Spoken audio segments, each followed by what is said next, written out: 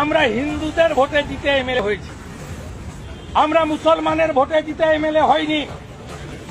আমরা বিজেপির এমএলএ এমপিরা হিন্দু এবং জনজাতিদের ভোটে জেতা এমএলএ।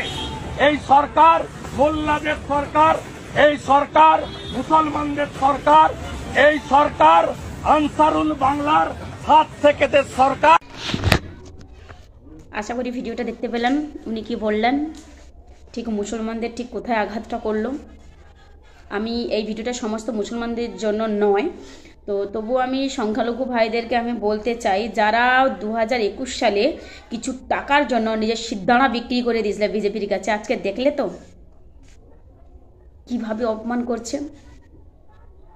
যারা যেসব সংখ্যালঘু ভাইরা আমার বিজেপিকে ভোট দিয়েছিলে শুধুমাত্র কিছু পয়সার জন্য, দেখেছো এরা কি না করতে পারে একবার ভাবলে তো। কারণ ওরা জানে আবার যখন 26 সালে আসবে আবার কিছু সংখ্যালঘুকে পয়সা দিলে ঠিক ভোট দিয়ে দেবে। দেখলে তো হ্যাঁ, তোমরা এনাদের কাছ থেকে কি আশা করো? আমি সমস্ত সংখ্যালঘু ভাইদেরকে বা আমার দিদি বোনেদেরকে কথাগুলো বলছি না, কিছু কিছু রয়েছে আপনারা অস্বীকার করতে পারবেন যে আপনাদের সংখ্যালঘু সবাই আমাদের দিদিকে ভোট দেয়। কিছু রয়েছে যারা টাকার জন্য নিজের সিদ্ধান্ত বিক্রি করে বিজেপিকে ভোট দেয়।